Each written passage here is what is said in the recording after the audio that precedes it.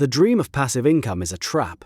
It promises freedom and delivers a second, more demanding job disguised as an asset. Smart, ambitious people are pouring their life savings and their midnight hours into a fantasy sold by people whose only real product is the fantasy itself.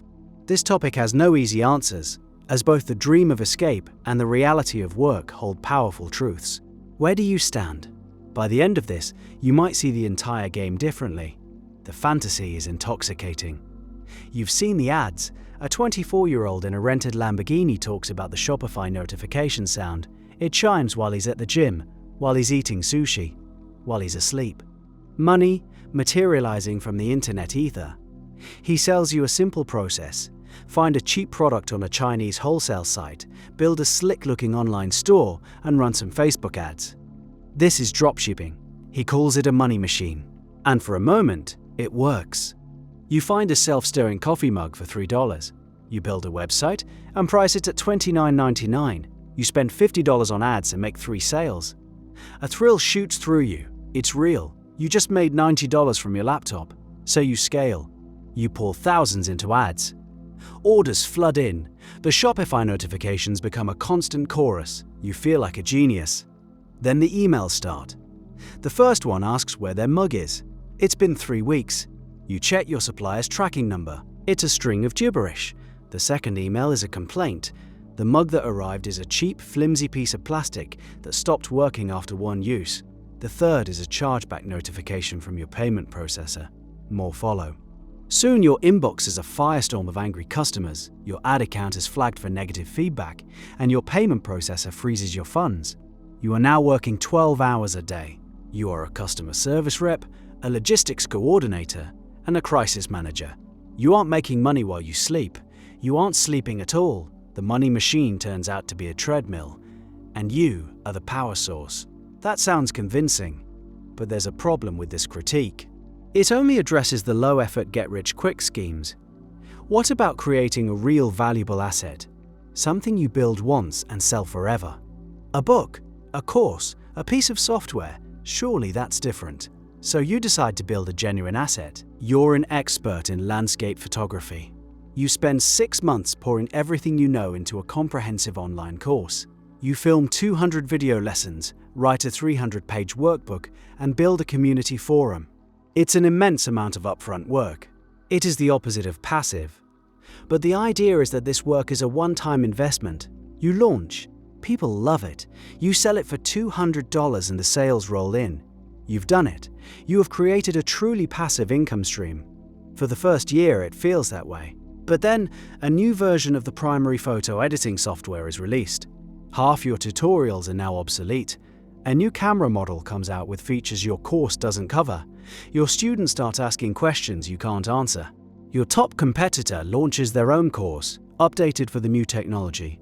Your sales start to dip. To stay relevant, you have to refilm dozens of videos. You have to update the workbook. You have to constantly engage in the community forum to prove the course is still alive and supported. You have to spend more on marketing because new competitors are entering the space every month. The asset you were supposed to build once has become a commitment for life. It's a job. A flexible job, maybe. A meaningful one, perhaps. A passive one, it is not. The digital asset reveals itself to be a digital garden. It requires constant weeding, watering, and tending. If you walk away, it dies. And yet, the other side has its own blind spot. If creating digital products is just a high-tech job, then what about the creators who seem to have escaped? What about the blogger whose 10-year-old article about saving for retirement still brings in $5,000 a month in affiliate commissions? Or the YouTuber whose viral video from 2018 still pays their rent? Are these just myths? The answer is complex. Those situations exist. They are, however, lottery wins. For every one article that ranks on Google for a decade, there are 1 million that vanish without a trace. The internet is a graveyard of abandoned blogs and forgotten YouTube channels. What you don't see is the survivor bias. The person with that one golden article has likely written 1,000 others that went nowhere. They are constantly fighting to maintain their search engine ranking as Google's algorithm shifts under their feet. A single update can wipe out 80% of their traffic overnight. It happened to thousands of website owners during Google's helpful content update. Years of work evaporated in a week. Their income stream is passive the same way a farmer's income is passive after the harvest. They did the work, and now they collect. But a drought, a flood, or a new pest can destroy the entire crop. Their field requires constant protection. They are one algorithm change away from total bankruptcy.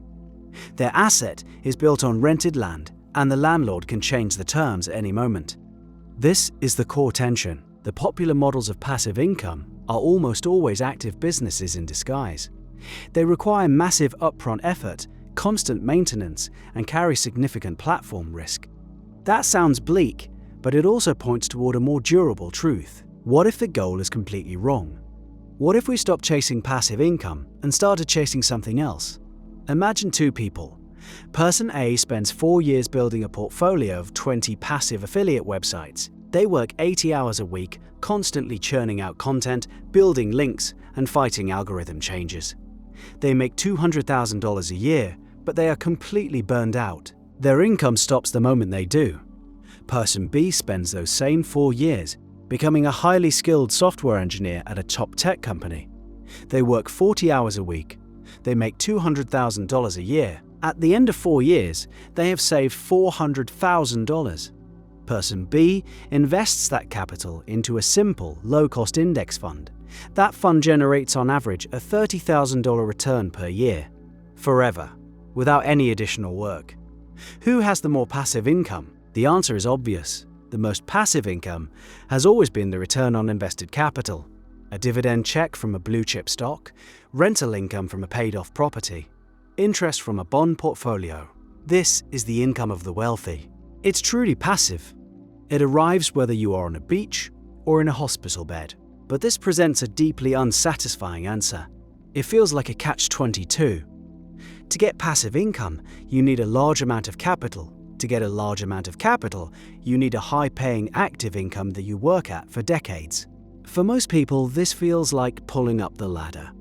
It frames passive income as a retirement prize, the reward at the end of a long career.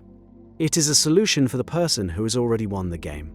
So what about everyone else? What if you don't want to wait until you are 65 to have freedom? This is where the debate comes full circle. The gurus selling courses on dropshipping and affiliate marketing are exploiting a real desire, the desire to decouple your time from your income before you are wealthy. They just offer the wrong vehicle. The true path is far harder and far less glamorous. It involves building a real business, a system. Think of a local laundromat owner.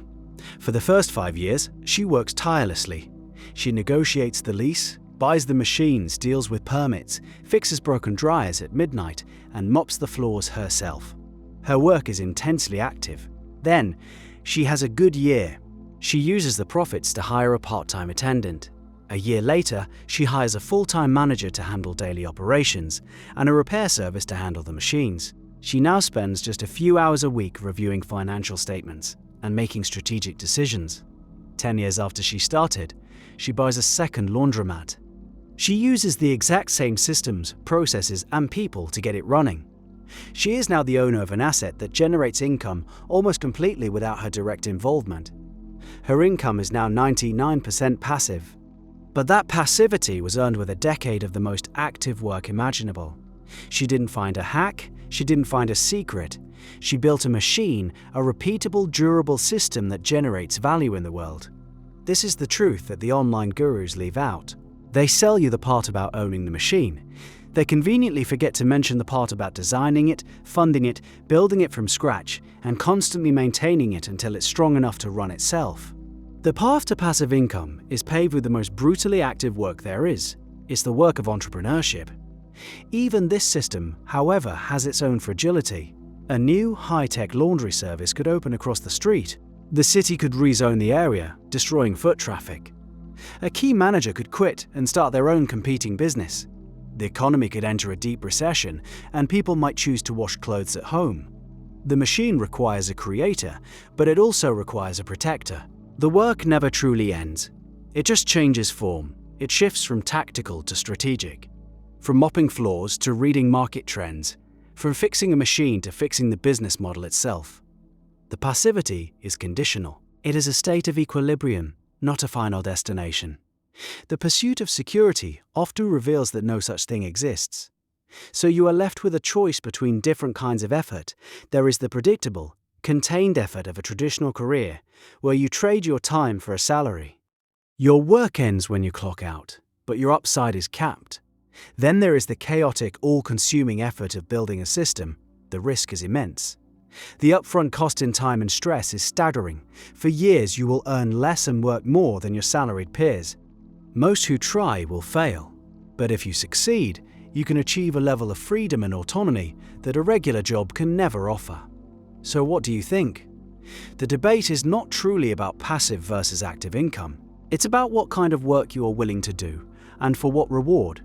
Is it better to pursue the stable, predictable path, building capital slowly over a lifetime? Or is it worth risking everything on the intense, multi-year sprint of building a machine that might one day run without you?